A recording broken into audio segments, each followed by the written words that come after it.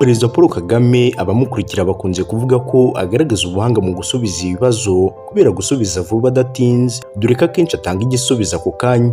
Ibituma agaragara nk'umuntu uba witeguye kandi usobanukiye ingingo runaka iri kuganirwaho. Nitwa Kurora Patience Theogene. Aha hari mu muhango wo gusoza itorero Indangamirwa icyiciro cya 8 wabereye i Gabiro ku itariki ya 2 Kanama 2015. Ubwo bari bageze mu mwanya wo kubaza ibibazo, bamwe mu bamubajije ibibazo bamubajije ibi bikurikira. Banyita Jules Bingira. Nifite ikibazo cy'amatsiko kimaze ku mutima igihe kirekire.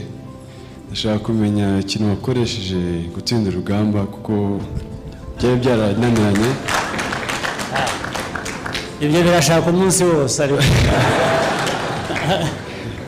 ibyo ubutaha nugaruka muri bariya bo muri 17 nzashaka umwanya nze tubiganire. Perezida Paul Kagame kandi azi gutanga ibisubizo bifite imibare n'ingero. Yasobanura ikibazo akunze gukoresha imibare cyangwa ingero zifatika zifasha abamukurikiye gusobanukirwa ibyo avuga. Perezida Paul Kagame ni umuperezida uguma ku ngingo nyamukuru, akunda kwirinda kuzenguruka cyane, ahubwo agasubiza icyo abajijwe mu buryo bwihuse.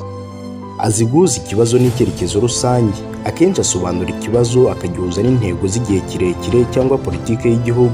Perezida Paul Kagame ni umuperezida usubizanya icyizere n'ituze, dore ko mu biganiro byinshi no mu nama mpuzamahanga akunze kugaragara afite ituze n'icyerekezo mu buryo asubizamo ibibazo. Ibi ni bimwe mu bintu bituma abantu benshi bamufata nk'umwe mu bayobozi bafite ubuhanga bwo gutanga ibisubizo byihuse kandi byatekerejweho. Ni n'ibyo wamenya ku buhanga budasanzwe bwa Perezida Paul Kagame mu gusubiza ibibazo akunze kubazwa. Ushaka kujya wumva inkuru nk'izi wakora follow ku mbuga nkoranyambaga zacu zose, hose ni JD Docs. Naho njye wumvaga na JD, murakoze cyane.